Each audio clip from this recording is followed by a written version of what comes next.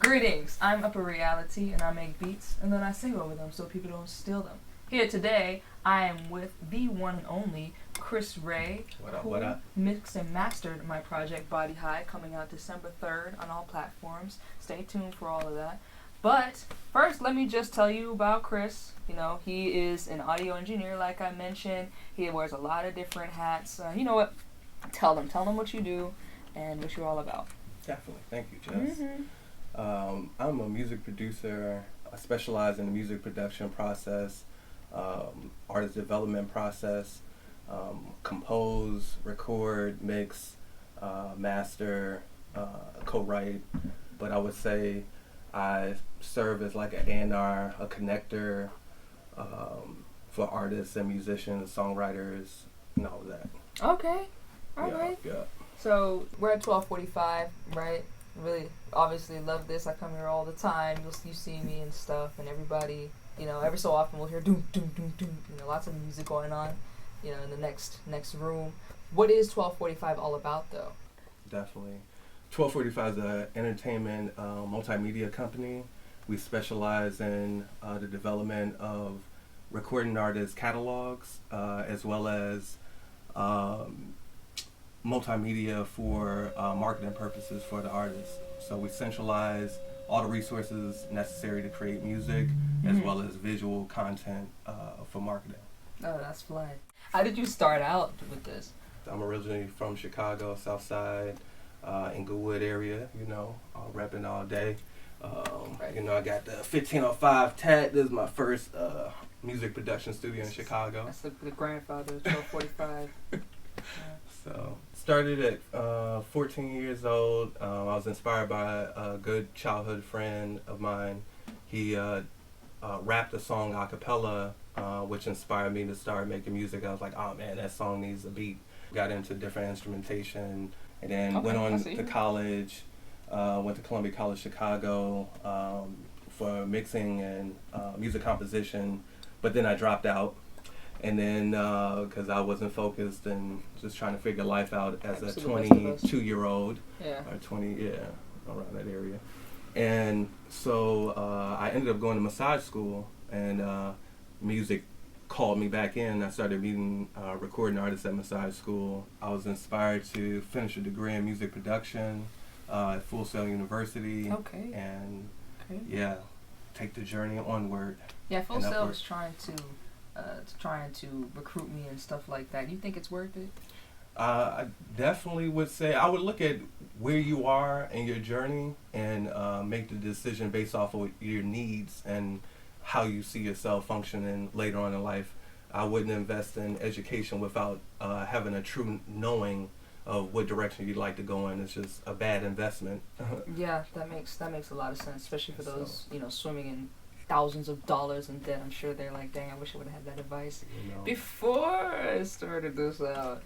But so with that development, then, like, what are your favorite parts of doing that? Your least favorite parts of doing that? My favorite part is connecting artists to the resources they need, even if it's not me as a producer or audio engineer. Just building a network with creatives, and then centralizing resources for creatives to do what they do. I like to follow the artists with their vision and support the artist's vision. So that, and then the parts that I dislike is just the grueling hours of being in front of the computer, wearing a lot of different hats, because you may not have the support you need, so you have to fulfill the position necessary to get the job done. It definitely pushes me to use my massage skills that I acquired earlier on, so that 14 grand didn't go to waste. Right, so. Right. You don't know what you're doing this for, if it serves you, whatever you said before. Like, I mean, I'm sure also you get a damn headache doing all this, trying to bring people together and all that kind of stuff. That's a great note. Yeah. Because the occipital muscles right here in the back of your head, that's connected to your skull, that allow you to do this up and downwards motion, creates tension headaches. So don't pop a pill, get a massage. So, yeah. There we go. And a plug. Now you know where to get your massages at. And I find it profound the way that you the way that you commit so much to the principle of service. Like, I know sometimes I find myself being like, I don't want to get this person. I need to know my work. Blah, blah, blah. Like, Exactly. how do you navigate that? Like, what's your what keeps you serving people? Definitely. The more you give, the more you'll profit. It's proven through a lot of entities where it's a lot of research done to show the more you give, the more. Because if you serve 1 million people, they'll, even if half of the 1 million people that you serve refer you, then you'll be wealthy or you'll be rich. Service reciprocates service. I like you will that. be served. That's nice. So, like, you talk about bringing people together and establishing an incubation network for artists and stuff like that. That community vibe, I'm really into that myself, as you know. But how do you navigate messing with the establishment music industry that can be so dog-eat-dog, so irritatingly individualistic at times? You know, even if you have labels, but everybody's kind of every manning it for themselves. Like, how do you maintain and establish a sense of community and all of that noise, with that going on? So I think, as I develop 1245, I look at how my business structure will support songwriters, musicians, and mixed engineers, tracking engineers, and ensure that they get points on the record as a musician. And That's even important. if it's small portion of a point, it's necessary. I find it interesting that executives could be okay with knowing that they had no part in the creation of the work, but still want a larger percentage than the people that create it. And That's what I find it disgusting. And I believe that's one of my purposes in this life, is to show that there is another way and a more profitable way in the way of serving people and still being able to create wealth. Right, so you feel like a bit of a chain reaction, sort of like reverberating from you and what you provide that sort of inspires people, just in what kind of in ways pay it forward, but also bring it back to you in a lot of Most ways. definitely. Am I kind of getting that right? Most definitely. Okay.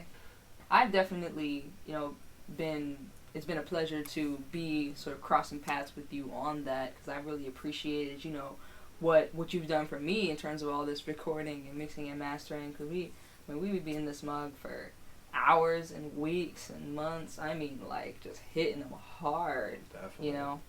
What about the artists that you don't necessarily vibe with like that? Like, how do you keep your level-headedness and not kind of get irritated and not feel spread too thin? Definitely. How do you keep your, I guess, equanimity?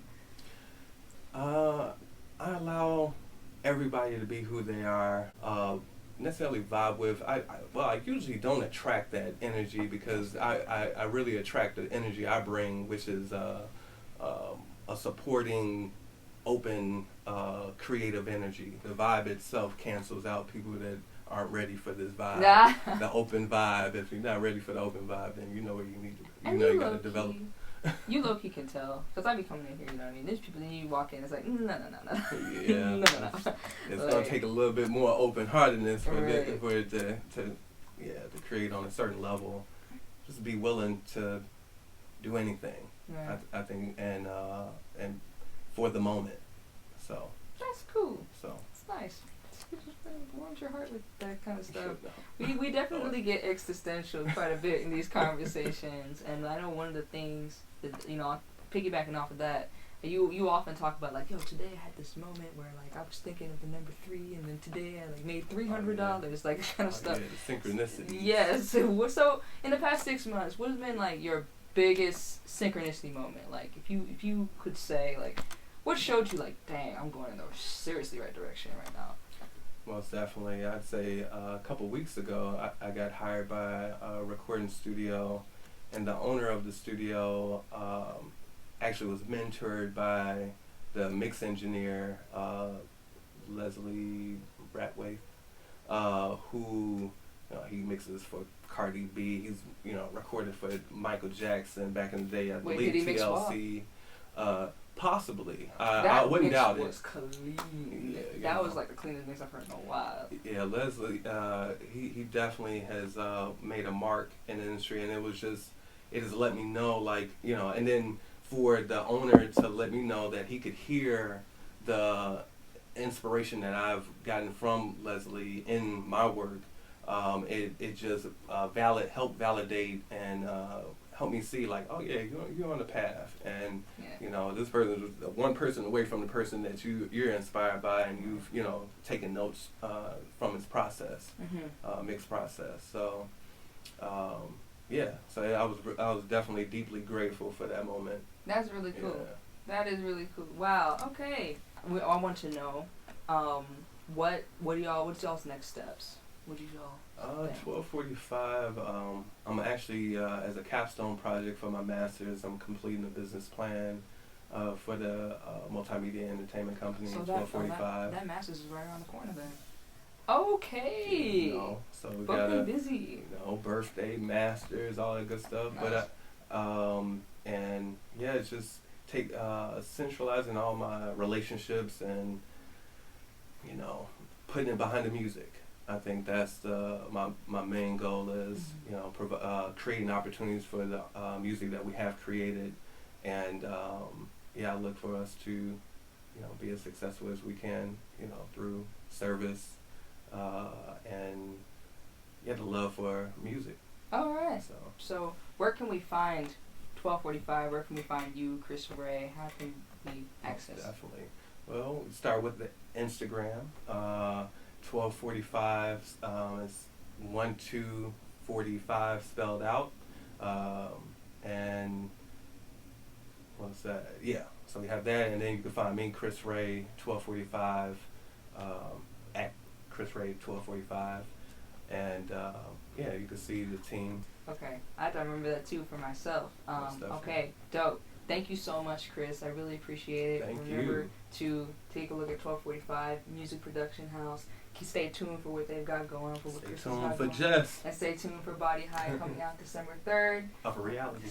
I'm Upper Reality. You know what it is. Thank you so much. Be good.